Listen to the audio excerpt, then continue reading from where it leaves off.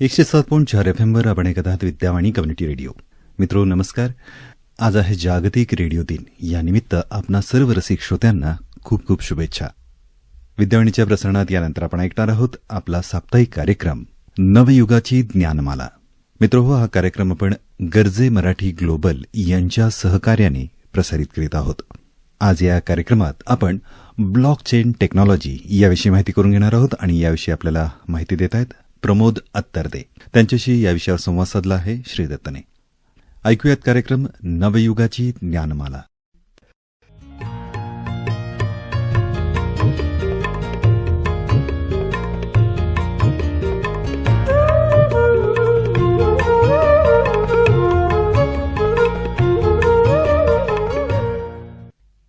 श्रोते हो, नमस्कार. विद्यावाणी कम्युनिटी रेडिओ केंद्र अर्थात 107.4 FM वर मी श्रीदत्त आमच्या सर्व श्रोत्यांचं सहर्ष स्वागत करतो या मालिकेमध्ये, जिचं नाव आहे नवयुगाची ज्ञानमाला. मित्रमैत्रिणींनो, नवयुगाची ज्ञानमाला ही मालिका आपण गरजे मराठी ग्लोबल या संस्थेच्या सहकार्यानं ऐकतो आहोत. आपल्याला माहिती आहे ही ज्ञानमाला आहे आणि वेगवेगळ्या क्षेत्रातली माहिती या मालेमध्ये आपण ऐकलेली आहे. इथं उद्योगाविषयीची, शिक्षणाविषयीची, वेगवेगळ्या तंत्रज्ञानाविषयी आपण ऐकलेलं आहे. पण आज आपण एका अतिशय वेगळ्या आणि नवीन विषयाकडे येतो आहोत. नवीन मी यासाठी म्हणेन की तो अगदी गेल्या 10-12 वर्षातलाच विषय आहे. आपण सगळ्यांनी ब्लॉकचेन टेक्नॉलॉजी किंवा ब्लॉकचेन हा शब्द वारंवार ऐकला असेल, पण तरी देखील आपल्या सगळ्यांना इतक्या वेळेला ऐकून देखील त्याच्यातली सखोल माहिती मिळालेली नाही.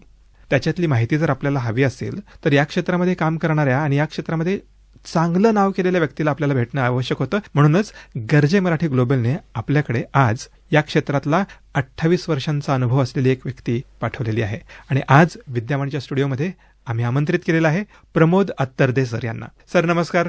नमस्कार आणि तुमचं खूप स्वागत आहे. धन्यवाद सर. मी आता ब्लॉकचेन विषयी आमच्या श्रोत्यांना सांगत असताना म्हणालो की तुमचा खूप मोठा अनुभव या क्षेत्रातला आहे. आपण आता सध्या युनायटेड स्टेट्स ठिकाणी कार्यरत आहात आणि गेल्या 28 वर्षांमध्ये वेगवेगळ्या उद्योगांमधले तुमचे जे काही अनुभव आहेत ते आज इथं आपण मांडणार आहोत. त्यातही विशेष करून मी जसं म्हणालो तसं ब्लॉकचेनमधला. आमच्या सगळ्या श्रोत्यांना मी तुमचा थोडक्यात परिचय करून देतो. खरं तर तुम्ही न्यूयॉर्क इथं मुख्यालय असणाऱ्या एका अतिशय मोठ्या फिनटेक एआयच्या नवोपक्रम करणाऱ्या कंपनीमध्ये अर्थात अपेक्स डिफाय लॅब्स इनकॉर्पोरेशन या संस्थेचे चीफ एआय ऑफिसर आणि चीफ विजनरी ऑफिसर म्हणून कार्यरत आहात. आपण खरं तर गेल्या अनेक वर्षामध्ये एआय अर्थात कृत्रिम बुद्धिमत्ता आणि ब्लॉकचेन या क्षेत्रामध्ये कार्यरत आहात. एक लीडिंग पर्सनॅलिटी म्हणून आपण इथं कार्य करत आहात. आंतरराष्ट्रीय स्तरावर आपण जगातल्या अत्यंत प्रभावी अशा व्यासपीठांवरती आपले विचार मांडलेले आहेत ब्लॉकचेनवरती. त्यामध्ये मला सांगायला आवडेल की वॉशिंग्टन DC येथे झालेल्या गव्हर्नमेंट ब्लॉकचेन असोसिएशनच्या परिषदेमध्ये आपण फ्युचर ऑफ मनी या विषयावर केलेलं भाषण अतिशय गाजलेलं आहे. ते अनेकांनी त्यापुढे शेअर केलेलं आहे, ऐकलेलं आहे. आज विद्यावाणीमध्ये तुम्हाला बोलवण्याचं खास कारण म्हणजे गुंतागुंतीच्या अतिशय ज्या प्रक्रिया आहेत त्या सगळ्या गुंतागुंतीच्या संकल्पना अतिशय सोप्या भाषेत समजून सांगण्यात तुमचा हातखंडा आहे आणि म्हणूनच आज तुम्ही इथं आहात. खरं तर तुम्ही लार्ज लँग्वेज मॉडेल्स असू देत किंवा स्मॉल लँग्वेज मॉडेल्स असू देत यामध्ये देखील एआय आर्किटेक्ट म्हणून काम केलेलं आहे आणि या सगळ्याचा अनुभव घेत असताना आम्ही जे गेल्या काही वर्षांमध्ये ब्लॉकचेन विषय ऐकतो आहोत त्याच्याविषयी आम्हाला स्पष्टता हवी आहे. म्हणूनच आज आपण नवयुगाची ज्ञानमाला या कार्यक्रमालिकेत तुम्हाला आमंत्रित केलेलं आहे. श्रोते हो, आज या कार्यक्रमाची सुरुवात करत असताना मला सरांना हाच प्रश्न विचारायचा आहे की नेमकं ब्लॉकचेन हे काय आहे, तंत्रज्ञान आहे, हे ऍप्लिकेशन आहे, हे हार्डवेअर सोबत असतं की सॉफ्टवेअर सोबत? इथपासून आपण सुरुवात करूयात. धन्यवाद सर. आणि मला खूप आनंद आहे की तुमच्याही विद्यावाणी एक अतिशय सुंदर उपक्रम चालवत आहे की जेणेकरून लोकांना वेगवेगळ्या विषयांवरती टेक्नॉलॉजी और नॉन टेक्नॉलॉजी रिलेटेड सोल्युशन्स मिळू शकतात किंवा गायडन्स मिळू शकेल. ब्लॉकचेन हे टेक्निकली सब्जेक्टमध्ये किंवा सामान्य शब्दात म्हटलं तर एक लेजर आहे. ते आपण अकाउंटिंगचे जे लेजर असतो, ज्या ठिकाणी आपण सगळे आपले व्यवहार लिहितो, खरेदी विक्री किंवा क्रेडिट डेबिट, तर त्या पद्धतीचंच एक लेजर आहे ज्याला आम्ही डिस्ट्रीब्युटेड लेजर सिस्टम म्हणतो. फक्त हे इलेक्ट्रॉनिक फॉर्मॅटमध्ये आणि हे वेगवेगळे ट्रान्झॅक्शन ब्लॉक्स मिळून तयार झालेले एक लेजर आहे. ते ब्लॉक्स कसे तयार होतात किंवा ब्लॉक्स नक्की काय आहेत किंवा ह्यामध्ये काय असे वैशिष्ट्य आहे याबद्दल आपण पुढे जाताना बोलूच या विषयावर. तुम्ही जसं म्हणालात की हे एक लेजर आहे जे ओपन लेजर आहे. एखाद्या सेवेची किंवा एखाद्या वस्तूची जिथून सुरुवात झाली, उत्पादन प्रक्रिया जिथून झाली तिथपासून ते अंतिम ग्राहकापर्यंत असं आपण म्हणू शकतो. इथपर्यंत वेगळे ब्लॉक्स तयार केले जातात, ज्यामध्ये उत्पादक आहे, त्याचबरोबर त्याचा कच्चा माल पुरवणारा आहे, त्याचबरोबर डीलर्स, रिटेलर्स आणि मग ग्राहक, ही सगळी चेन आहे. आणि या सगळ्यांची माहिती जिथे एकत्रित केली जाते त्याला ब्लॉकचेन असं म्हणू शकतो. मी बरोबर आहे? काही प्रमाणात बरोबर. हम्म. बट आपण जसं चर्चेला सुरुवात करू, मी एक स्पेसिफिकली, कारण उद्या तुम्ही असंही म्हणू शकतात की आज इंटरनेटवरती वेबसाईट आहे, त्या वेबसाईटमध्ये पण सगळी इन्फॉर्मेशन असते. मग ब्लॉकचेनमध्ये वेगळं काय? अच्छा, ओके. तर मी आत्ताच तुम्हाला महत्वाचा डिफरन्स ओपन करतो की ब्लॉकचेन आम्ही असं म्हणतो की this is going to be the bigger than internet. This is internet 2.0 और काही लोक म्हणतात 3.0 म्हणतात. इंटरनेट 1.0 आणि 2.0. आपण 95 ला इंटरनेट आला. तर आज अमेरिकेमध्ये थॉमसन रॉयटर्स सारख्या संस्थेने स्टेटमेंट केलेलं आहे की ब्लॉकचेन हे इंटरनेटपेक्षाही मोठं होणार आहे. ते सामान्य माणसाला यामुळे डायरेक्टली कल्पना नाहीये, कारण ते समोर तुमच्या वापरामध्ये तुम्ही वापरतात, पण तुम्हाला माहित नाही याच्या पाठीमागे ब्लॉकचेन टेक्नॉलॉजी. आणि अशा पाठीमागच्या ठिकाणी तुम्ही काम करतात. हो. खरं म्हणजे मला तुमच्याकडून जाणून घ्यायला आवडेल की ब्लॉकचेनचा खरा उदय कधी झाला आणि तुम्ही त्याच्यामध्ये कसे आलात? सर, ब्लॉकचेनचा उदय म्हणण्यापेक्षा हे डिस्ट्रीब्युशन जे आहे, ज्याला आम्ही पीअर टू पीअर म्हणतो, म्हणजे मी तुमच्यासोबत वन ऑन वन व्यवहार करतोय, हा खूप जुना एक कॉन्सेप्ट आहे. 97 साली एक वेबसाईट आलेली, मला आता तिचं नाव आठवत नाही, ती पीअर टू पीअर एक म्युझिक वेबसाईट होती, ज्या वेबसाईटवरनं आपण गाणे डाउनलोड करू शकायचो. तो एक प्रकारे ब्लॉकचेनचाच भाग होता. पण या गोष्टीची खरी सुरुवात झाली ही 2012-13 मध्ये, ज्या वेळेला म्हणजे बिटकॉइन हा जो कॉन्सेप्ट जो ब्लॉकचेन टेक्नॉलॉजीवर तयार झालेला आहे, तर ज्यामुळे बिटकॉइन हे एक आलं आणि मग लोकांना असं वाटलं अरे बिटकॉइन काय आहे, आणि त्याची अंडरलाईन टेक्नॉलॉजी जी आहे ती ब्लॉकचेन आहे. म्हणजे आपण म्हणतो इंटरनेट आला आणि या इंटरनेटवरती वेगवेगळ्या वेबसाईट्स तयार झाल्यात. कुठली ई कॉमर्स वेबसाईट आली किंवा मॅट्रिमोनियल वेबसाईट आली, तर जसे इंटरनेटवर वेगवेगळे ऍप्लिकेशन डेव्हलप केले जातात, तसे ब्लॉकचेनवरती वेगवेगळे ऍप्लिकेशन तयार केले जातात. बँकिंग ऍप्लिकेशन आहे, वोटिंग ऍप्लिकेशन आहे, करन्सी ऍप्लिकेशन आहे, असे वेगवेगळ्या प्रकारचे ऍप्लिकेशन या टेक्नॉलॉजीवरती तयार होत जातात. महत्वाचा फरक ब्लॉकचेनचा आणि इंटरनेटमधला, ज्यामुळे ही टेक्नॉलॉजी अतिशय पॉप्युलर होते ती. तर आजही जगामध्ये इंटरनेटमुळे फक्त आपण ऑनलाईन झालेलो आहोत. म्हणजे आज जर मी बँकिंग ट्रान्झॅक्शन म्हटले, ट्रेडिंग ट्रान्झॅक्शन म्हटले, कुठल्याही प्रकारचा व्यवहार आहे हा रिअल टाइम नाही आहे. ब्लॉकचेन हा रिअल टाइम करणार आहे. अच्छा, त्याचं ह्यूज डिफरन्स. म्हणजे आज एक ट्रान्झॅक्शन सेटल करायला 2 दिवस 4 दिवस लागणार असेल, जे आपण काही उदाहरणं घेऊन अजून बोलूया डीपमध्ये. पण इंटरनेटमध्ये आणि ब्लॉकचेन मधला जो मुख्य फरक आहे, blockchain is a real time. अच्छा, internet is not real time. Internet is just online. Online म्हणजे रिअल टाइम आहे का? नाही. आपण कितीतरी मोठा फरक याच्यामधला सांगितलात. मग हे ब्लॉकचेन तंत्रज्ञान आहे, ते नेमकं कार्य कसं करतं? काही उदाहरणासहित सांगू शकाल? आपण एक छोटं उदाहरण घेतलं तर, फॉर एक्झाम्पल, समजा माझ्याकडे एका बँकेचा मला चेक घेतलेला आहे आणि मी तो बँक 2 मध्ये, ज्या ठिकाणी माझं बँक अकाउंट आहे, त्या ठिकाणी डिपॉझिट करायला गेला. आता तुम्ही समजून घ्या की एक 10 लाख रुपयाचा तो चेक आहे, मी माझ्या अकाउंटमध्ये डिपॉझिट केलेला आहे. ज्याने मला चेक दिलेला आहे त्याच्या खात्यात 10 लाख रुपये आहेत की नाही, हे जोपर्यंत व्हॅलिडेट होत नाही तोपर्यंत ते पैसे ट्रान्सफर होणार नाही. बरोबर. हे केव्हा व्हॅलिडेट होतं? ज्यावेळेला दोघं बँक सेटलमेंट करतात एंड ऑफ द डे एकत्र येऊन, त्यावेळेला कळतं की ओके, ज्याने चेक दिलाय त्याच्या बँकेत अकाउंटमध्ये मनी आहेत की नाही. ते का होतं? कारण दोघं बँकेचे लेजर्स इंडिपेंडेंट आहेत, वेगवेगळे लेजर आहेत. त्यामुळे दोघंही बँकांना एकमेकांच्या लेजरचा ऍक्सेस नाही आहे की सेकंड बँकच्या अकाउंटमध्ये ते मनी ट्रान्सफर होण्यासाठी मनी आहेत की नाही आहेत. दिस इज नॉट एक्झॅक्टली होतंय, पण आता एकदम सोप्या शब्दात करण्याचा मी प्रयत्न करतोय.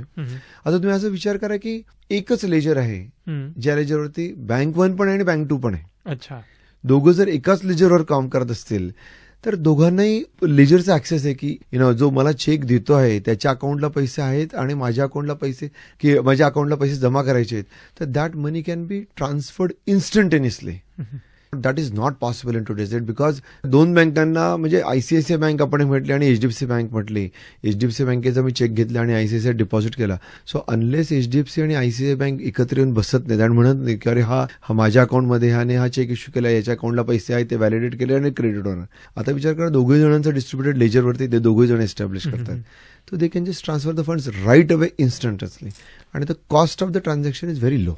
खरंच हा रिअल टाईम घडणारा व्यवहार आत्ता आमच्या समजण्यात येतोय. पण याच्यातली सगळ्यात महत्त्वाची गोष्ट आजपर्यंत आम्हाला सांगितली गेली ती त्याची ब्युटी आहे, ती त्याची सगळ्यात महत्त्वाची गोष्ट आहे ती म्हणजे सुरक्षितता. याच्यात आपण थोडक्यात सांगूयात की या सगळ्या व्यवहारामध्ये सुरक्षितता कशी आहे, कारण एक बँक दुसऱ्या बँकेसोबत आपलं लेजर शेअर करते की डिस्ट्रीब्युशन होतंय, त्यात सुरक्षितता राखली जाते का?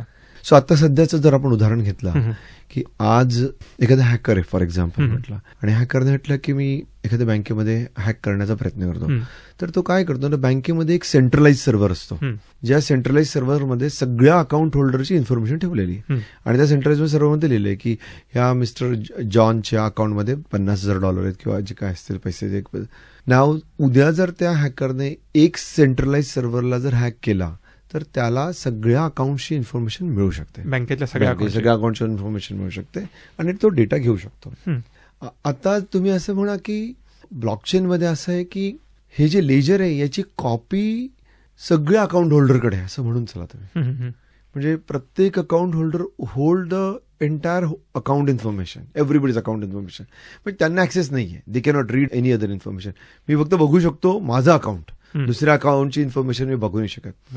त्यामुळे हॅकरला जर हॅक करायचं झाला तर ब्लॉकचेनमध्ये असे मॅथमॅटिकल अल्गोरिदम असतात. उदाहरणार्थ आता मी तुम्हाला बिटकॉइन एक उदाहरण घ्यायला गेलो आपण, तर बिटकॉइन हे का हॅक नाही होऊ शकत, किंवा बिटकॉइनमध्ये वॉलेट असतं ते हॅक होऊ शकतं. म्हणजे कसं आहे ना की उद्याच्या दिवशी माझ्याजवळ जे वॉलेट आहे, मध्ये मी जे वॉलेट ठेवलेले किंवा माझ्याजवळ जी पर्स आहे, त्यामधलं जे क्रेडिट कार्ड आहे किंवा त्यामध्ये जे कॅश आहे ते हॅक होऊ शकतात किंवा ते कोणी चोरी करून नेऊ शकतं. पण माझ्या बँकेमधले पैसे हॅक करण्यासाठी त्या हॅकरला बँकेचं अकाउंट हॅक करायला लागणार आहे.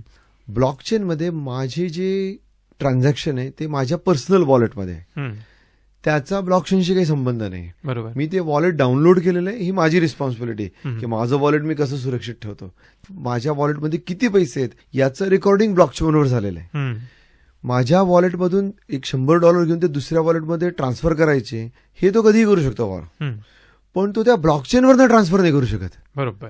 ऍक्च्युअली हे ट्रान्झॅक्शन त्या ब्लॉकचेनवरती लिहिलं जातं. त्याला जरी ते ट्रान्सफर करायचे झालेत ना, ते रेकॉर्डिंग त्या लेजरमध्ये झालं पाहिजे. जोपर्यंत ते लेजरमध्ये होत नाही ना तोपर्यंत पैसे त्याच्या अकाउंटला ट्रान्सफर होऊ शकत नाही. तर ब्लॉकचेन ही हॅक नाही करतायत. त्याचं कारण असं आहे की ब्लॉकचेन वापरणारे जेवढे लोक असतील, आता जसं बिटकॉइन वापरणारे millions and millions and millions लोक आहेत, तर त्यांचा मॅथमॅटिकल अल्गोरिदम असा आहे की 51% लोकांची अकाउंट ज्यावेळेला हॅक होतील त्यावेळेलाच तो ते सगळं त्या ब्लॉकचेनमध्ये ट्रान्सफरमध्ये चेंज करू शकतो, जे प्रॅक्टिकली इम्पॉसिबल आहे.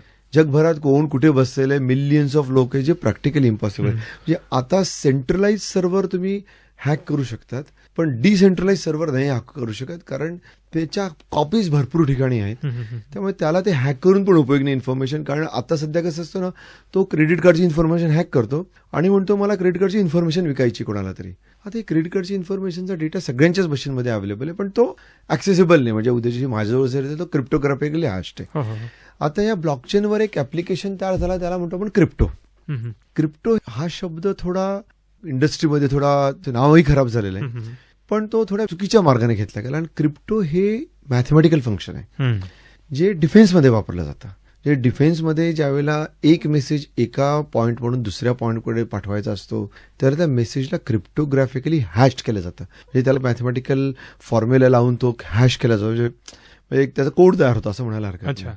आणि समजा तुम्ही असं म्हटलं की एक पेटी आहे, लाकडाची पेटी आहे, तर पहिल्या बाजूने आपण इनपुट म्हणून एक मेसेज पाठवला एका पॉईंटवरून, ह्या पेटीमध्ये त्याला कन्व्हर्ट केला गेला एका हॅश फॉर्मॅटमध्ये, आणि दुसऱ्या बाजूला ज्याच्याकडे मेसेज रिसीव्ह होणार आहे त्याला माहिती आहे की हा मेसेज रिसीव्ह होताना याची ही की आहे, हे 16 कॅरेक्टर मला मिळायला पाहिजेत रिसिव्हरला, आणि हे 16 कॅरेक्टर ओपन करण्यासाठी त्याच्याकडे एक प्रायव्हेट की असते. फॉर एक्झाम्पल, समजा तुम्हाला कोणाला कॉन्टॅक्ट करायचं, मला तुम्हाला कॉन्टॅक्ट करायचा, तर तुम्ही मला काय करतात की हा माझा फोन नंबर आहे, ही तुमची पब्लिक इन्फॉर्मेशन आहे, की मी हा माझा जीमेल अकाउंट आहे, मग मी तुम्हाला जीमेल अकाउंटला ईमेल पाठवतो. म्हणजे पॉईंट 1 वरनं पॉईंट 2 ला जाण्यासाठी तुम्ही मला एक पब्लिक इन्फॉर्मेशन दिली की हा माझा पब्लिक ऍड्रेस आहे, तुम्हाला ह्या ठिकाणी इन्फॉर्मेशन मेसेज पाठव.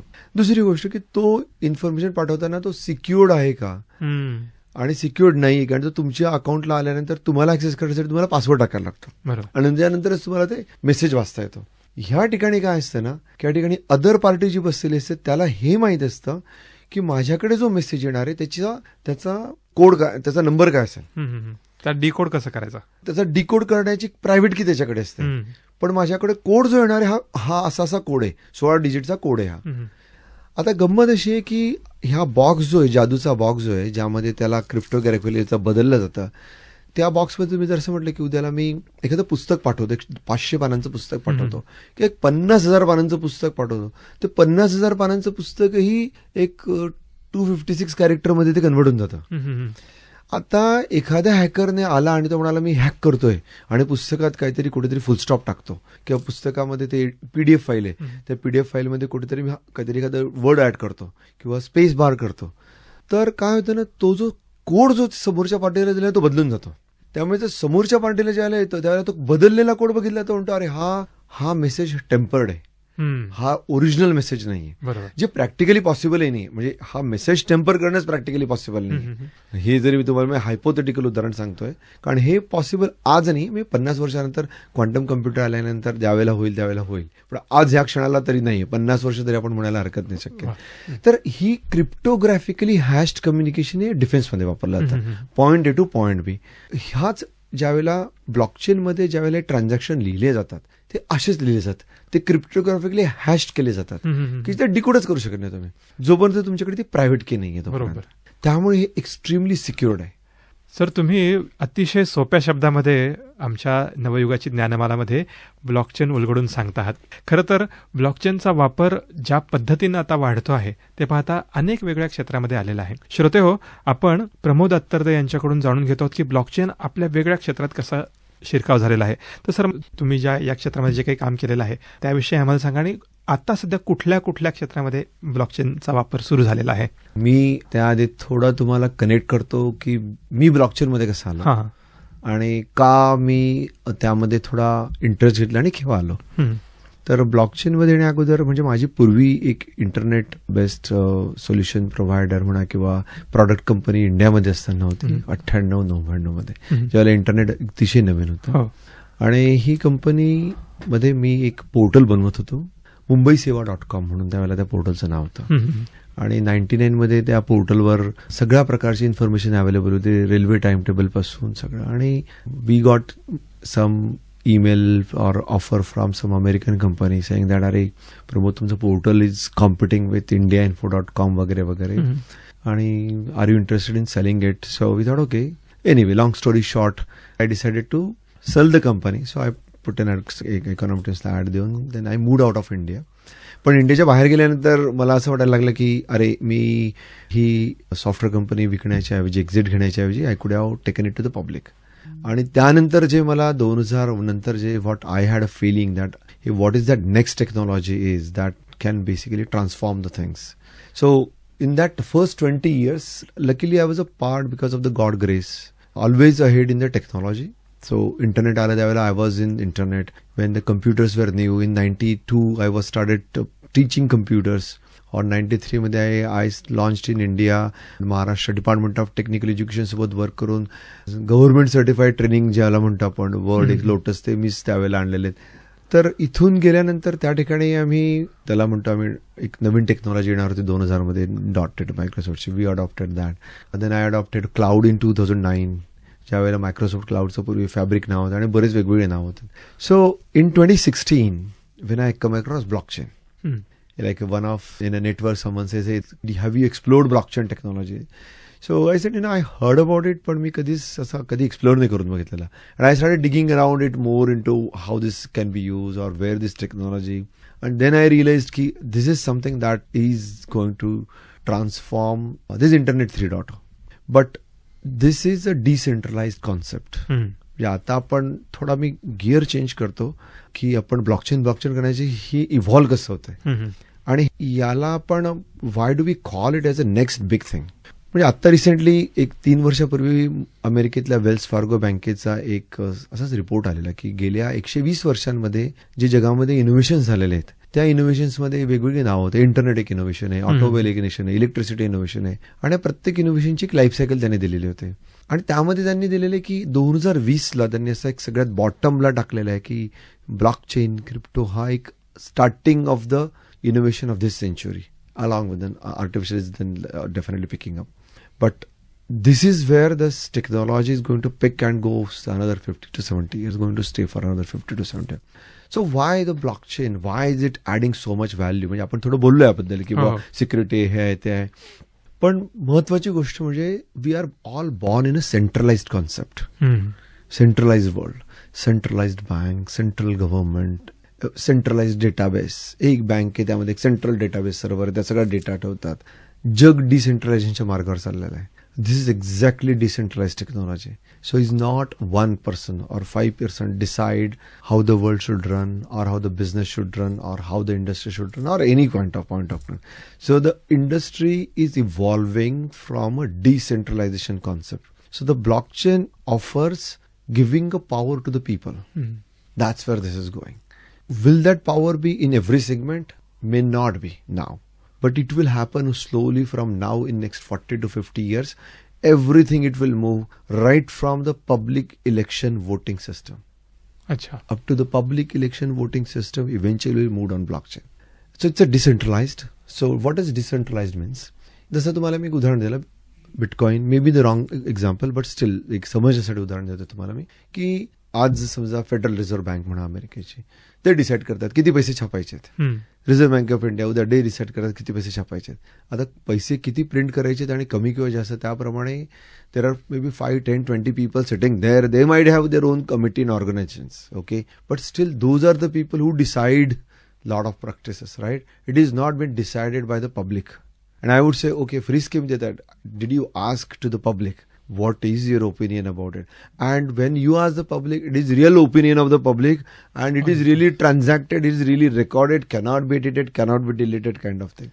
So that's where this is coming. Saying, जसं बिटकॉइन मध्ये आहे की जोपर्यंत 51% लोक ऍग्री होत नाही तोपर्यंत हे चेंज होणार नाही. आणि 51% एकत्र आले पाहिजे आणि वोट केलं पाहिजे. तर हे जे नवीन जनरेशन येते ना, जेन झी, आणि याच्या पुढचं जनरेशन जे येणार आहे Gen Alpha, they are born in this. म्हणजे मी US मध्ये बघतो तर they started using wallets and digital, they born in the digital world. So हा एक ट्रान्सफॉर्मेशनच्या एजमध्ये बसलेलो आपण. म्हणजे ब्लॉकचेन आणि आर्टिफिशियल इंटेलिजन्स ह्या दोन ज्या गोष्टी एकत्र येत आहेत. आणि फक्त परवाला एका समिटमध्ये, इमर्जिंग टेक्नॉलॉजी समिटमध्ये बोलत होतो त्यावेळेला, म्हणजे मी थोडं ब्लॉकचेनच्या व्यतिरिक्त एक तुम्हाला अजून ऍड करतोय की जी एक ट्रान्सफॉर्मेशन एज जो येतोय, ज्याला आपण म्हणतो सिव्हिलायझेशन बदलतंय, तर यामध्ये ज्या 3 किंवा I would say 4 major technology ज्या ह्युमन चेंज करतायत. पहिली गोष्ट डेफिनेटली आय वुड से आज कॉमन मॅनला ज्यांना सगळ्या कळतात ते म्हणजे आर्टिफिशियल इंटेलिजन्स, बरोबर, ब्लॉकचेन, रोबोटिक्स आणि probably in 10 years quantum computing. So why blockchain is because I explained you. One of the second biggest reason of blockchain is ब्लॉकचेनच्या लेजरमध्ये लिहिलेली गोष्ट डिलीट करता येत नाही, एडिट करता येत नाही. त्यामुळे मी वोट केलंय आणि मग ते EVM हॅक जातं आणि प्रश्न संपला. आणि आयडेंटिटी जी ती तुम्ही अनॉनिमस ठेवू शकतात. म्हणजे मी वोट करून आलेलो आहे, मला कुठला तरी कोड दिलेला आहे, पण तो कोड फक्त मला माहिती आहे आणि मे बी गव्हर्नमेंट कुठेतरी एखाद्या ठिकाणी रेकॉर्डेड असेल. So it's highly safe and secured असं म्हणायला हरकत. खरंच तुम्ही अतिशय उत्कृष्ट आणि अतिशय सहज सोप्या भाषेमध्ये आम्हाला सांगतात की ब्लॉकचेन नेमकं काय आहे. पण आज विद्यावाणी स्टुडिओमध्ये आपल्या वेळेची मर्यादा पाहता या कार्यक्रमात आज आपल्याला इथं थांबावं लागणार आहे. पुढच्या भागामध्ये ही चर्चा आपण नक्की कंटिन्यू करूयात आणि ऐकूयात की ब्लॉकचेनवरती आधारित करन्सी कशा पद्धतीने येत आहे. भारत सरकार कुठकुठल्या प्रोजेक्टवरती याच्यावरती काम करते. अमेरिकेमध्ये जे नुकतंच नवं बिल US गव्हर्नमेंटने आणलेलं आहे त्याच्याविषयी देखील बोलायचं. खूप सारे विषय आहेत. ब्लॉकचेन हा मला वाटतं की येत्या काळातला खूप मोठा विषय आहे आणि त्याच्याविषयी जाणून घ्यायला मला खूप आवडेल. त्याबद्दल आज तुम्ही इथं आलात आणि आमच्या सगळ्या श्रोत्यांना अतिशय सोप्या शब्दात माहिती दिली त्याबद्दल मनपूर्वक धन्यवाद. आणि श्रोते हो, ऐकत रहा नवयुगाची ज्ञानमाला हा कार्यक्रम. उद्या देखील आपण प्रमोद अत्तरदे सरांच्या सोबत ही चर्चा सुरू ठेवणार आहोत. आजच्या दिवशी मी आपला निरोप घेतो. नमस्कार, धन्यवाद.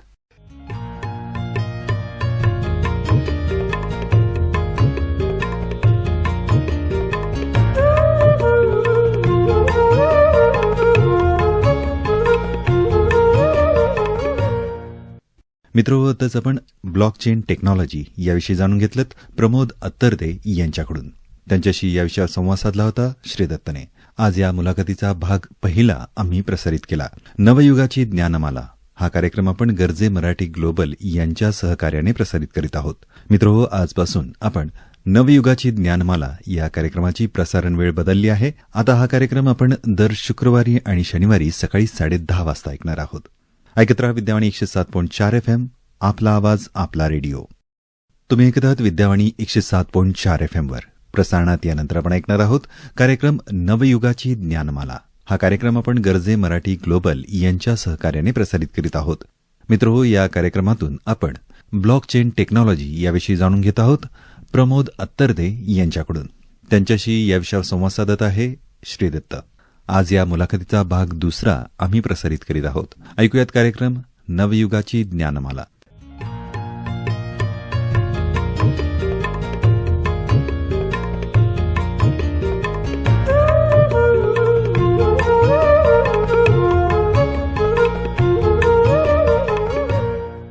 श्रोतेहो नमस्कार. विद्यावाणी कम्युनिटी रेडिओ केंद्र अर्थात 107.4 FM वर मी श्रीदत्त आमच्या सर्व श्रोत्यांचं सहर्ष स्वागत करतो या मालिकेमध्ये, जिचं नाव आहे नवयुगाची ज्ञानमाला. गरजे मराठी ग्लोबल या संस्थेच्या सहकार्यानं ही मालिका आपण ऐकतो आहोत. आणि मित्रांनो, आपल्याला आठवत असेल की कालच्या भागामध्ये आपण प्रमोद अत्तरदे सर यांच्याकडून आपण ब्लॉकचेन या टेक्नॉलॉजीविषयी, या तंत्रज्ञानाविषयी जाणून घ्यायला सुरुवात केलेली होती. आणि सरांनी आपल्याला सांगितलं की ब्लॉकचेन हे इंटरनेटपेक्षा अतिशय वेगळं आहे आणि येत्या काळातलं सगळ्यात मोठं तंत्रज्ञान म्हणून ते समोर आलेलं आहे. गेल्या 10 वर्षामध्ये याची प्रगती कशी झाली याविषयी सरांनी आपल्याला सांगितलंच. त्याचबरोबर ब्लॉकचेनचा जो काही आवाका आहे तो किती मोठा आहे याबद्दल देखील त्यांनी आपल्याला मार्गदर्शन केलेलं आहे. आपण काल ऐकलं की क्रिप्टोकरन्सी असेल किंवा वेगवेगळ्या ठिकाणी वापरल्या जाणाऱ्या व्यवहारांमध्ये ब्लॉकचेनचा वापर केला जातो, हे सगळं आपण ऐकलं. सर, आज देखील नवयुगाची ज्ञानमाला या कार्यक्रमात तुम्ही आला आहात, त्याबद्दल खूप धन्यवाद आणि तुमचं मनपूर्वक स्वागत आहे. मला तुम्हाला सुरुवातीला विचारायचं आहे की मागच्या भागात जी आपण चर्चा केली ती पुढे नेत असताना आपण ब्लॉकचेन ही टेक्नॉलॉजी आपण कुठल्या वेगवेगळ्या प्रकारच्या क्षेत्रामध्ये, गोष्टींमध्ये ही ब्लॉकचेन टेक्नॉलॉजी वापरत आहे त्याबद्दल सांगा. महत्वाची गोष्ट म्हणजे गव्हर्नमेंट ऑफ इंडियाची एक डेडिकेटेड ब्लॉकचेन वेबसाईट आहे, म्हणजे blockchain.gov.in नावाची वेबसाईट आहे. सांगण्याच्या मागचा उद्देश असा आहे की जर गव्हर्नमेंट ऑफ इंडिया एक क्रिएटिंग अ डेडिकेटेड वेबसाईट, तर हा विषय किती मोठा आहे हे सांगण्याच्या मध्ये. आता यामध्ये तुम्ही जो विचारलेला प्रश्न आहे की गव्हर्नमेंट म्हणजे सेंट्रल गव्हर्नमेंट आणि स्टेट गव्हर्नमेंट दोघंही म्हणेल की महाराष्ट्र सरकारमध्ये काय करतायत.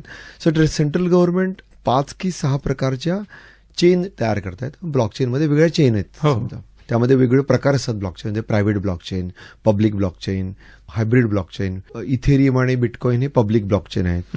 आणि प्रायव्हेट ब्लॉकचेन हे समजा उद्या 20 बँक एकत्र आले आणि मला आम्हाला आमची प्रायव्हेट ब्लॉकचेन तयार करायची, जे बँक टू बँक ट्रान्झॅक्शन्स आम्ही त्यामध्ये मेंटेन करणार आहे, ते त्यांची प्रायव्हेट ब्लॉकचेन करते, त्यांनाच ऍक्सेस असेल त्या ब्लॉकचेनचा. तर गव्हर्नमेंटने ज्या 5 किंवा 6 काहीतरी चेन तयार करतायत पब्लिक बेनिफिटसाठी, त्यामध्ये पहिली चेन आहे सर्टिफिकेट चेन. म्हणजे जे सर्टिफिकेट युनिव्हर्सिटीमधनं पास होणारे विद्यार्थी आहेत, आता सध्या I think CBSE board issue करताय त्यांचे जे सर्टिफिकेट आहेत 12वी 10वीचे ऑन ब्लॉकचेन. आपल्याकडे ते तुम्हाला कळत नाही, पण ते बॅकएंडला ब्लॉकचेनवरती रजिस्टर्ड आहेत. तर याच्या मागचा अगेन मी सांगतो याचा फायदा काय ब्लॉकचेन इंटरनेटवरती का नाही, कारण मी पीडीएफ फाईल पण डाउनलोड करू शकतो. कारण ब्लॉकचेनमध्ये तुम्ही डिलीट आणि एडिट नाही करू शकत. तुम्ही सोर्स शोधू शकतात की कुठून तयार झालेलं आहे, म्हणजे मी फेक सर्टिफिकेट दिलेलं आहे, हा प्रश्नच संपला. दुसरं गव्हर्नमेंट आणतंय डॉक्युमेंट चेन. जे डॉक्युमेंट जे आहे हे डॉक्युमेंट हे जे तयार झालेलं आहे हे गव्हर्नमेंटमधून इश्यू केलेलं डॉक्युमेंट आहे. गव्हर्नमेंटच्या ब्लॉकचेनवरती असेल तर हे ओरिजिनल इश्यू डॉक्युमेंट आहे, फेक होणार नाही document. Drug logistic chain, government of India is also working on judiciary chain. कारण ज्युडिशियरी सिस्टममध्ये ट्रान्सपरन्सी आणणं, म्हणजे ट्रान्सपरन्सी आहे पण ब्लॉकचेन इज ब्रिंगिंग ट्रान्सपरन्सी, कारण तुम्ही ट्रान्झॅक्शन डिलीट आणि एडिट करू शकत नाही.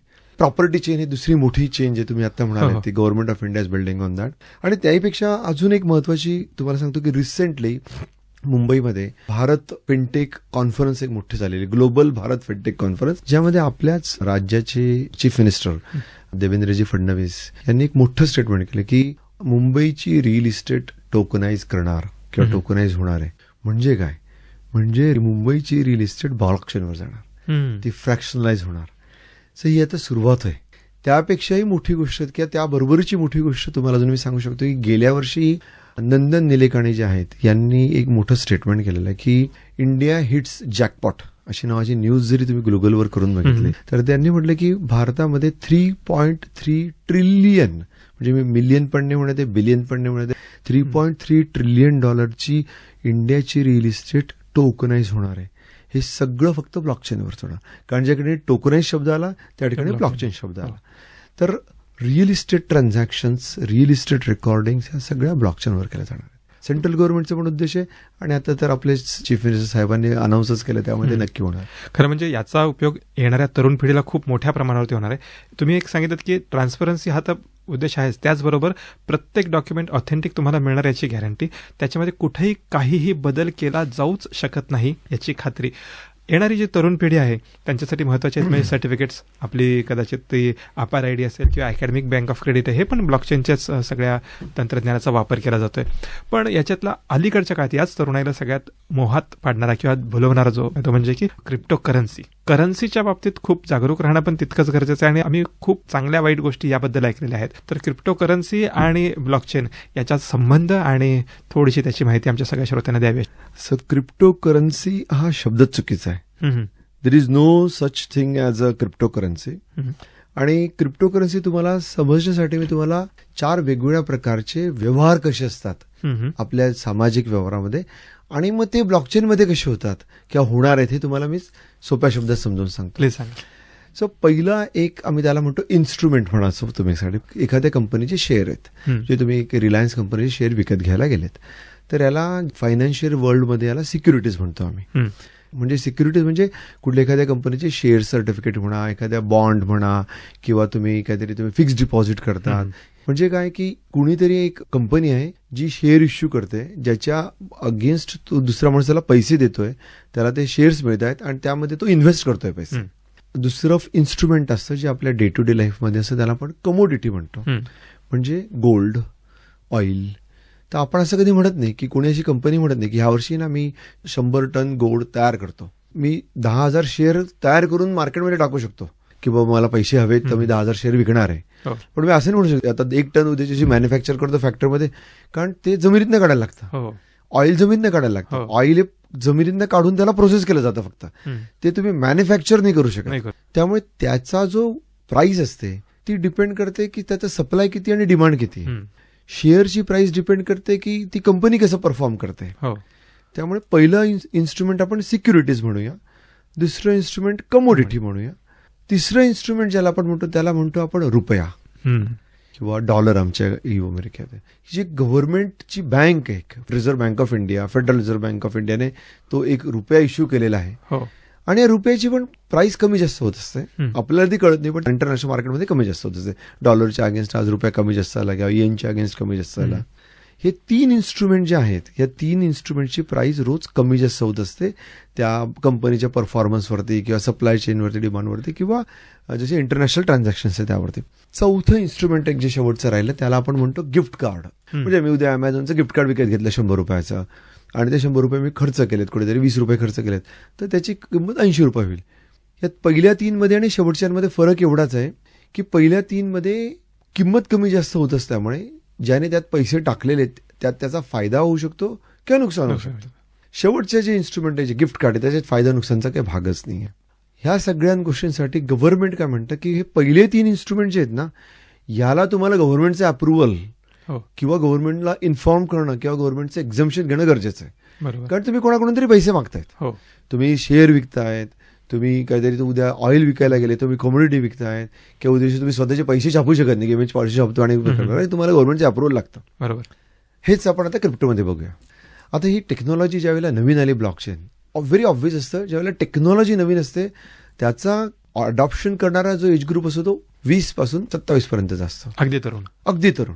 याला टेक्निकल गोष्टी कळतात, याला बिझनेस कळत नाही, याला लिगल लॉ कळत नाही. ज्यावेळेला 2017 मध्ये ज्यावेळेला सगळ्या यंग जनरेशनने बघितलं अरे मी हे असं काहीतरी क्रिप्टोचं कॉइन तयार करू शकतो, आणि त्याच्या अगोदर बिटकॉइन हे तयार झालेलं होतं. बिटकॉइनचा तयार करणारा जनक कोणालाच माहित नाही जगामध्ये, अनॉनिमस आहे ते. त्याचा मॅथमॅटिकल अल्गोरिदम डिसाइडेड आहे की पूर्ण लाईफस्पॅन मध्ये फक्त 21 मिलियनच बिटकॉइन जनरेट होणार आहेत. आतापर्यंत काही 17 की 18 मिलियन जनरेट झालेले आहेत. उरलेले 3-4 मिलियन जनरेट व्हायला 100 वर्ष लागणार आहेत, कारण त्याचा मॅथमॅटिकल अल्गोरिदम एवढा कॉम्प्लिकेटेड आहे. तर ह्या लोकांना काय वाटलं की अरे बिटकॉइनची किंमत वर जाते आणि या ब्लॉकचेन टेक्नॉलॉजी वापरून मी स्वतःचं कॉइन पण काढतो आणि मी ते लोकांना विकतो बिटकॉइन सारखंच, आणि मग लोकांना वाटायला लागलं मी कॉइन घेतो कारण याची उद्या जर किंमत वाढली तर माझे पण पैसे वाढतील. मग या लोकांनी सुरू केलं, सगळे यंग जनरेशन जे आहेत ना 20-22 मधले, हे सगळ्यांनी आपले स्वतःचे कॉईन काढलेत.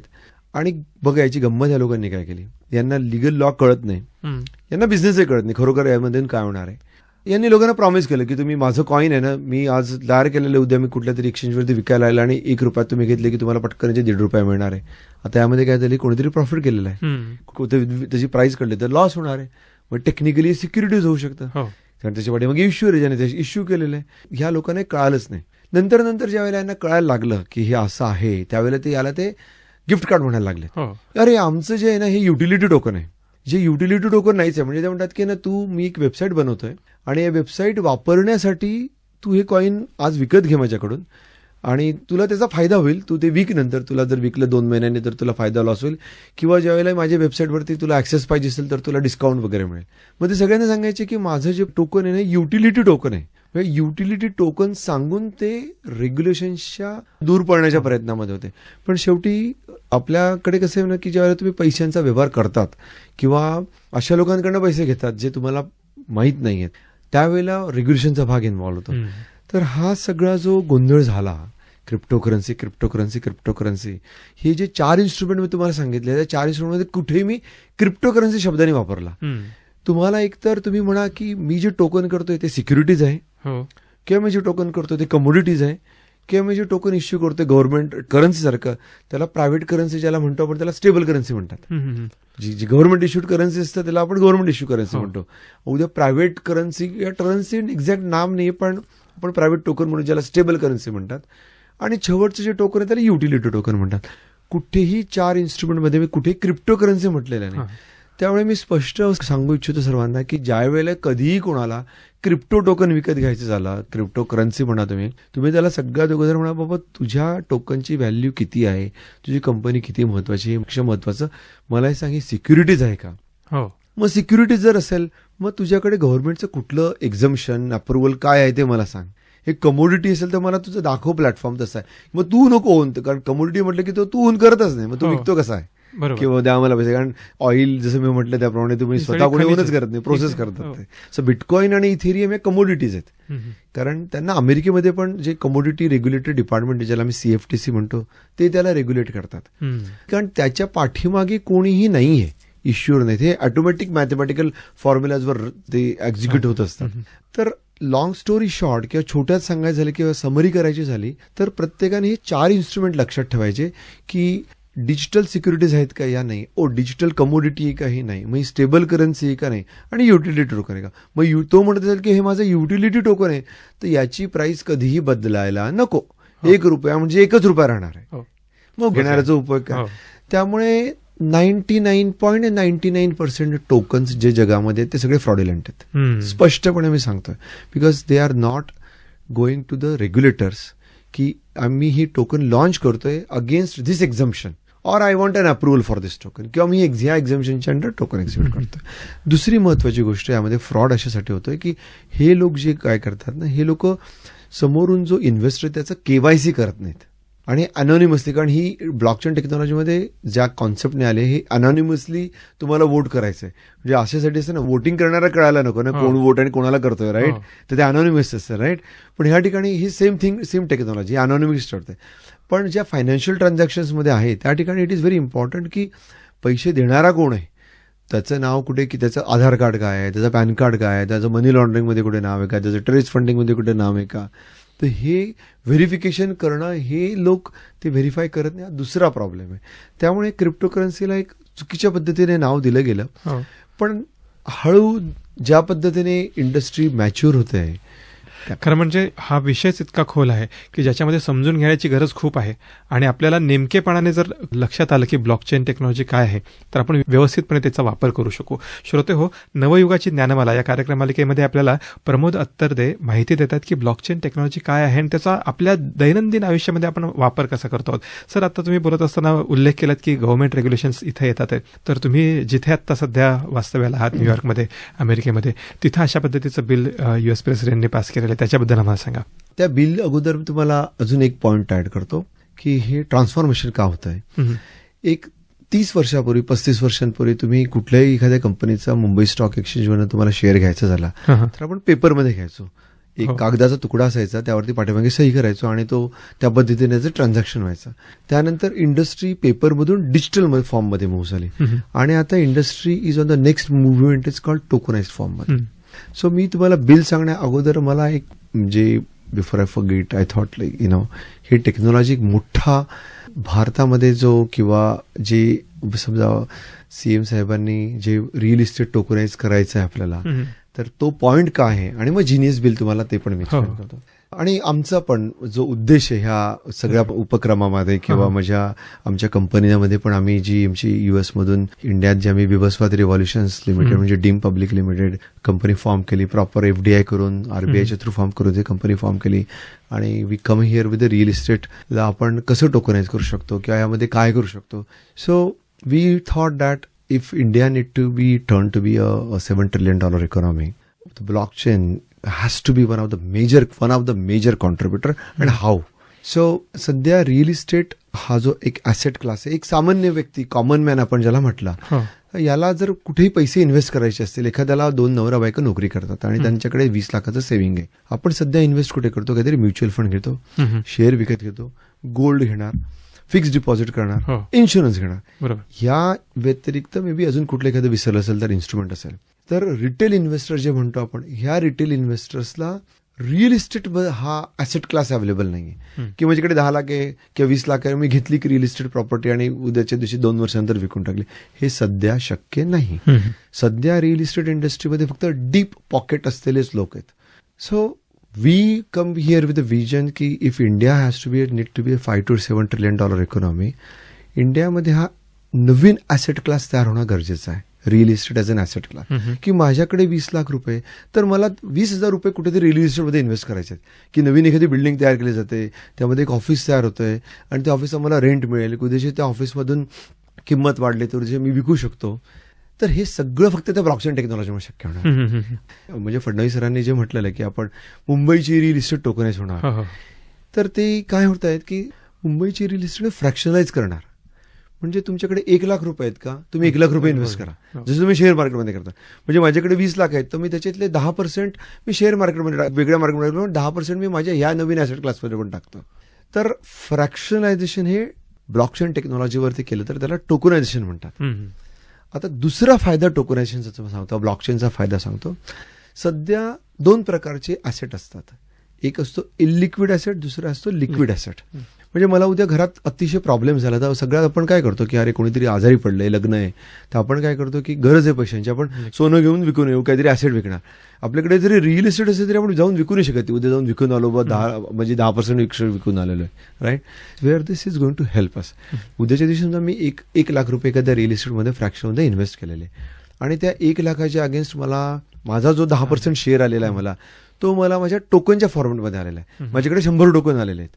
आता एक टोकन मी 1,000 रुपयाला एक टोकन घेतलेलं आहे, 100 टोकन माझ्या वॉलेटमध्ये आहेत, मी 2 वर्षाचे ठेवलेत आणि मला आता पैशांची गरज आहे. तर मी उद्याच्या दिवशी जाऊन माझ्यातले 100 टोकन मी 5, 20, 50 टोकन ही विकू शकतो दुसऱ्या एखाद्या व्यक्तीला. त्याची प्राइस कशी ठरवायची तो भाग वेगळा आहे, तो एक अजून गहन विषय आहे किंवा रिअल इस्टेटची खरी प्राइस काय हे नोबडी नोज. सिंडिकेट सध्या त्या प्राइस ठरवतात, तर सिंडिकेटर मधून हा प्राइस जाणार का, आता पब्लिक ठरवणार आहे प्राइस ज्यावेळेला ब्लॉकचेन येणार त्यावेळेला. तर याला आम्ही म्हणतो की रिअल इस्टेट हा इलिक्विड ऍसेट क्लास जो आहे ना, हा लिक्विड होणार. तर हे जे जगात मोठे ट्रान्सफॉर्मेशन होत आहेत, हा दुसरा भाग. नंदन निलेकणींचा तिसरा महत्वाचा दृष्टिकोन यामागचा काय आहे किंवा भारताची $3.3 ट्रिलियन रिअल इस्टेट आणि लँड का आपण ब्लॉकचेनवर न्यायला पाहिजे, तर आर्टिफिशियल इंटेलिजन्स याचं दुसरं महत्वाचं कारण आहे. कारण आर्टिफिशियल इंटेलिजन्समध्ये डीप फेक नावाचा जो भाग आहे की ज्यामध्ये तुम्ही ओरिजिनल डॉक्युमेंटच तयार करू शकतात. म्हणजे उद्याच्या दिवशी माझ्या प्रॉपर्टीचे ओरिजिनल डॉक्युमेंट मी त्या AI वापरून तयार करू शकतो. 1 नाही 2, 4 होऊ शकतो, किती करू शकतात आणि जाऊन क्लेम करू शकतो की हे माझ्याकडे हा टायटल आहे. How can you prove it? ते तुम्ही तेव्हाच प्रूव्ह करू शकाल जर ते ब्लॉकचेनवर रजिस्टर असेल. कारण तुम्ही डिलीट नाही करू शकत किंवा एडिट नाही करू शकत. आणि त्यामुळे सरकारचा हे सगळा प्रयत्न चालला की लँड रजिस्ट्रेशन, ट्रेड रजिस्ट्रेशन सगळे ट्रान्झॅक्शन ब्लॉकचेनवर बनवायचे. आणि गव्हर्नमेंट असं म्हणते की मी real estate illiquid asset class जो आहे तो लिक्विड मार्केटमध्ये ओपन करतो. म्हणजे मार्केटमध्ये जो रिटेल इन्व्हेस्टर्स का जो पैसा त्यांच्यासाठी रिअल इस्टेट ओपन होईल की आज. So that money will flow in to that. Now we will jump to the genius bill. Hmm. अमेरिकेमध्ये जिनियस बिल आलेलं. जरूर सांगा. हा, तर हे genius bill is for stable currency, stable coin. छोटं उदाहरण देतो अजून तुम्हाला. 4 वर्षापूर्वी फेसबुकने एक लिब्रा नावाचं एक करन्सी काढलेली, कॉइन काढायचा प्रयत्न केला होता.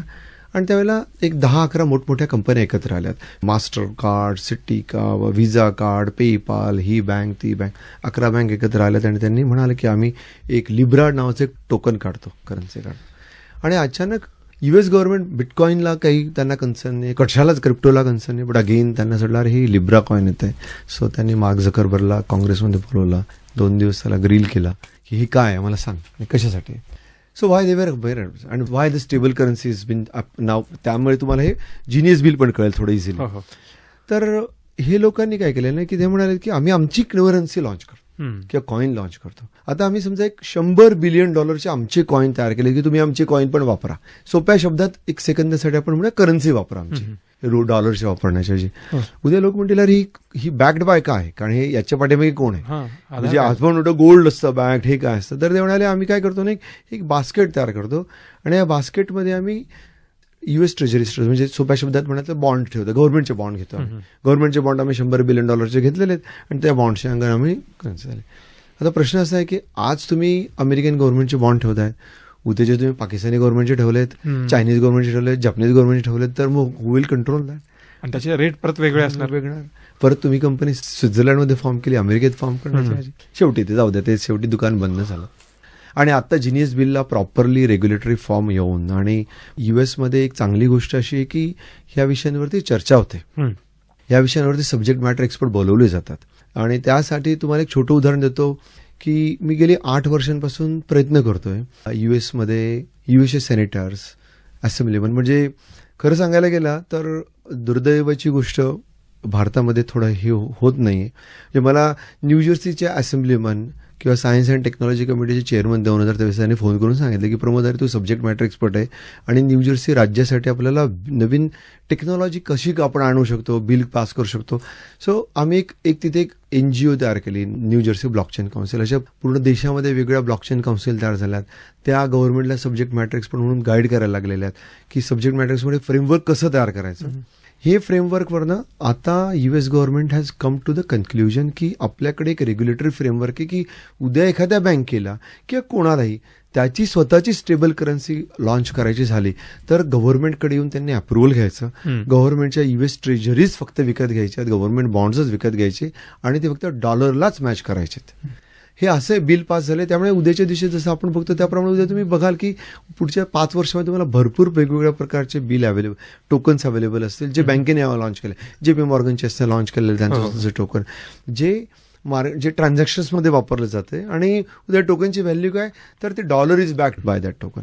तर असं हे बिल पास झालेलं आणि त्यामुळे एक ब्लॉकचेन आणि हे सगळं आता is we looking at is like the next big rocket. आणि गेल्या वर्षभरात मला वाटतं की केंद्रीय अर्थमंत्री भारताचे आहेत, त्यांनी देखील अशा पद्धतीचा एक डिजिटल रुपया देखील जारी करण्याविषयी सुतोवाच केलेला आहे. त्यांनी सुतोवाच नाही सर, भारत त्या बाबतीमध्ये बऱ्याच पुढे काही गोष्टीमध्ये. म्हणजे पहिला पायलट जे रिझर्व्ह बँकेने लॉन्च केला मला वाटतं नोव्हेंबर 2022 केला की 23 काय, I don't exact remember. So reserve Bank of India launch a pilot in 4 cities in India with very selected banks, कारण इट खूप टेक्नॉलॉजिकली ॲडव्हान्स आहे, सो यू जस्ट कॅनॉट गो. त्यांनी पहिला लॉन्च केला होलसेल बँकिंग आणि हे सगळंचे सगळं रिझर्व्ह बँकेची स्वतःची ब्लॉकचेनवर त्यांनी बिल्ड केलेली की एका बँकेतून दुसऱ्या बँकेचे ट्रान्झॅक्शन आता ब्लॉकचेनवरून. आणि दुसऱ्या महिन्यामध्ये डिसेंबरमध्ये त्यांनी रिटेलसाठी ओपन केला. पण सध्या ते फक्त बाय इन्व्हाइट आहे, म्हणजे ते सध्या तुम्ही डिजिटल रुपी ज्याला म्हणतात, इंडियामध्ये जो डिजिटल रुपी आहे ई रुपी, तर तो ब्लॉकचेनवर आहे. इनडायरेक्टली त्याचा when you go to the bank and say माझ्या बँकेतले पैसे ई रुपीत कन्वर्ट करायचे आहेत तर तुम्ही एक वॉलेट डाउनलोड करतात भारतामध्ये पण. आता तुम्ही समजा ICICI बँक तुमचं अकाउंट आहे, तुम्ही वॉलेट डाउनलोड करा, जे wallet actually Reserve Bank of इंडियामधून डाउनलोड होतात. म्हणजे तुम्ही असं समजा की you are opening an account in Reserve Bank of India आणि तिथून वॉलेट डाउनलोड केल्यावरती बँकेचे पैसे तुमचे त्या इलेक्ट्रॉनिक फॉर्मॅटमध्ये कन्वर्ट होतात. आय थिंक मला असं वाटतं, आय एम नॉट शुअर, पण इव्हेंच्युअली ते ई फॉर्मॅटमध्ये झाल्यानंतर ते पैसे रिझर्व्ह बँक ऑफ इंडिया प्रिंटिंगमधून काढून टाकणार आहे. So money will go. So the other benefit की फेक करन्सी संपते यामध्ये. संपली. कारण तुम्ही काय फ्रिक्वेन्सी कागदच प्रिंट नाही करणार म्हटलं तरी सगळं डिजिटल आहे. So it can all be transacted online आणि settlement right away. Settlement is right away, 0 transactional cost. खूप फायदे त्याचे. समाजाच्या दृष्टीने खूप सारे फायदे ब्लॉकचेन टेक्नॉलॉजीने मिळणार आहेत. सामाजिक दृष्टिकोन त्याच्यात आहे, व्यवहार तर आहेच आहे. मला एका वेगळ्या विषयाकडे वळायचं की तुम्ही आता काही सामाजिक कार्यामध्ये देखील आहात. अत्तरदे फाउंडेशनच्या माध्यमातून काही वेगळं कार्य देखील तुम्ही अमेरिकेतून करत आहात. त्याचा आम्हाला सर्व पुणेकरांना, भारतीयांना कशा काय पद्धतीनं फायदा होऊ शकतो? आम्ही बऱ्याच वर्षांपासून भारतामध्ये काम करत होतो. 2004 पासून संस्था आहे आणि आतापर्यंत आम्ही जवळपास 20,000 लोकांपर्यंत पोहोचलो होतो. ट्रायबल पासून तर ब्लाइंड, ऑर्फन, ओल्ड एज. आणि 2020ला म्हटलं आपण अमेरिकेमध्ये फाउंडेशन सुरू करूया. अत्तरदे फाउंडेशन नावाने आम्ही फाउंडेशन सुरू केलं आणि अनफॉर्च्युनेटली पॅन्डेमिक हिट झाला त्यानंतर. So we struggle little bit in the pandemic to how to do it. पण ज्यावेळेला भारतामध्ये दुसरी वेव्ह आली पॅन्डेमिकची, त्यावेळेला वी ट्राईड सोर्सिंग की हाऊ वी कॅन हेल्प. भारतामध्ये आपला देश आहे. So we tried sending ventilators. त्या ठिकाणी आर्मीकडून वी सोर्स लाईक काही व्हेंटिलेटर्स, ऑक्सिजन कॉन्सन्ट्रेटर मशीन्स आम्ही सोर्स करून भारतात पाठवले त्यावेळेला. आणि we are a certifying agency on behalf of the US president for issuing the recommending the volunteer service award. So even Attarde Foundation recommends some volunteer to the US president. The volunteer receives directly a certificate from the White House, a medal, and letter from the President of India. So we are an official certifying agency on behalf of the US president. वा, तुम्ही तुमच्या व्यवसायासोबत, नव्या तंत्रज्ञानासोबत काही सामाजिक कार्यांमध्ये देखील खूप मोठे योगदान देत आहात. आपण जेव्हा ब्लॉकचेन या विषयावरती चर्चा करत आहोत, ही चर्चा करत असताना तुमचा जवळजवळ 3 दशकांचा असा मोठा अनुभव आहे. म्हणूनच मला तुम्हाला जाता शेवटी असा प्रश्न विचारायचा की आपले जे नवयुगाची ज्ञानमाला ऐकणारे जे श्रोते आहेत, जे तरुण श्रोते आहेत, त्यांना या क्षेत्रामध्ये कार्य करायचं आहे, या क्षेत्रामध्ये काम करायचं आहे, काही डेव्हलपमेंट करायचं आहे, काही रिसर्च करायचं आहे, तर त्यांच्यासाठी पुढला काळ कसा असेल आणि त्यांनी कुठल्या क्षेत्रामध्ये वळावं याबद्दल काय मार्गदर्शन कराल? नक्कीच. आणि मला जास्त चिंता आहे या विषयाची, स्पेशली या बाबतीमध्ये. कारण मी एक स्टॅटिस्टिक्स बघितलं की सध्या भारतामध्ये 25 वयापेक्षा कमी असलेले 500 मिलियन युथ आहेत. हो. आणि मी जे म्हटलं ज्याप्रमाणे की artificial intelligence, robotics, blockchain, quantum ज्या स्पीडमध्ये येऊन राहिलेलं आहे, ट्रान्सफॉर्मेशन सुरू आहे, तर सगळ्या युथला सगळ्यात महत्त्वाचा जो भाग आहे की तुम्ही सर्टिफिकेटच्या मागे लागण्याऐवजी, म्हणजे सर्टिफिकेट घेणं गरजेचंच आहे, तो भाग नाही आहे, पण स्किल डेव्हलपमेंट हा अतिशय महत्त्वाचा भाग आहे. Because skills are the only one will make you survive you in the future. I would say this century transformation is a technology. एक छोटा 2 मिनिट तुमचा अजून वेळ घेतो. मी एक रिसर्च रिपोर्ट बघितला आणि त्यामध्ये त्या विषयाला मी नाव दिलं द शिफ्ट म्हणून. आणि हे स्पेशली मी युथसाठी सांगण्यासाठी प्रयत्न करतोय की गेल्या सेंच्युरीमध्ये 1915 पासून ते 1945 पर्यंत एक अपसाईड डाऊन झालेले सगळं जग, first world war, second world war, pandemic, great depression, आणि एव्हरी कंट्री वॉज सफर्ड. त्यानंतर एक इंडस्ट्रियल रिव्हॉल्युशन आला आणि जगामध्ये एक वर्किंग क्लास तयार झाला. असं एक होमोड्यूज नावाचं जे पुस्तक आहे युव्हल हरारीने लिहिलं, त्याने त्यामध्ये लिहिलेलं आहे. आणि त्यांच्या म्हणण्याप्रमाणे तो म्हणतो गेल्या सेंच्युरीचे प्रॉडक्ट होते ऑटोमोबाईल, टेक्स्टाईल, आणि हे युथसाठी जाणणे खूप महत्वाचं आहे की ह्या सेंच्युरीचे प्रॉडक्ट आहे ब्रेन, बॉडी आणि माइंड. आणि टेक्नॉलॉजी इज द लास्ट सेंच्युरीमध्ये इंडस्ट्रियलायझेशन होतं, ह्या सेंच्युरीमध्ये टेक्नॉलॉजी येते. त्याच्या म्हणण्याप्रमाणे गेल्या सेंच्युरीमध्ये वर्किंग क्लास तयार झाला, त्याच्या म्हणण्याप्रमाणे ह्या सेंच्युरीमध्ये युजलेस क्लास तयार होणार आहे. त्यामुळे सगळ्यांना समजावून घ्यायचं आहे की do I want to be the part of the useless class or do I want to be the non useless class. त्यासाठी skill development is the most important thing. नवीन टेक्नॉलॉजीज आहेत, तुम्ही स्वतः हँड्स ऑन, फक्त मी बी झालो, MTech झालो, काय मी PhD झालो, दॅट हॅज 0 व्हॅल्यू. अदरवाईज तुमच्यापेक्षा robot will have more skills आणि तुम्हाला मग जॉब नसणार. त्यामुळे स्किल डेव्हलप करा, नवीन टेक्नॉलॉजी येते त्यांचा अभ्यास करा, डोळे उघडे ठेवा, जिओ पॉलिटिक्सचा अभ्यास करा आणि spend some time on your own. अतिशय महत्त्वाचा संदेश तुम्ही सगळ्यांना दिलेला आहे. नवयुगाची ज्ञानमाला या कार्यक्रमालिकेमध्ये श्रोते हो, प्रमोद अत्तरदे सर आपल्याशी चर्चा करत होते ब्लॉकचेन टेक्नॉलॉजीविषयी.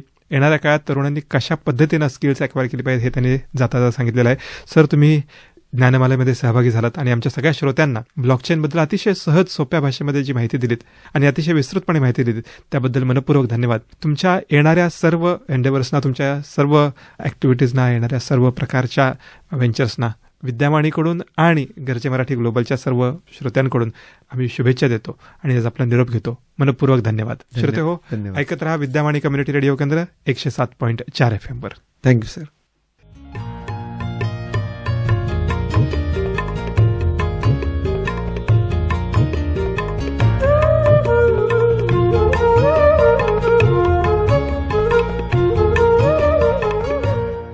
मित्रहो, आताच आपण नवयुगाची ज्ञानमाला या कार्यक्रमांतर्गत ब्लॉकचेन टेक्नॉलॉजी याविषयी जाणून घेतलं. याविषयी आपल्याला मार्गदर्शन केलं प्रमोद अत्तरदे यांनी आणि त्यांच्याशी संवाद साधला होता श्री दत्तने. नवयुगाची ज्ञानमाला हा कार्यक्रम आपण गरजे मराठी ग्लोबल यांच्या सहकार्याने प्रसारित केला. मित्रहो, हा कार्यक्रम आपण दर शुक्रवारी आणि शनिवारी सकाळी 10:30 वाजता ऐकू शकता. ऐकत रहा विद्यावाणी 107.4 FM, आपला आवाज आपला रेडिओ.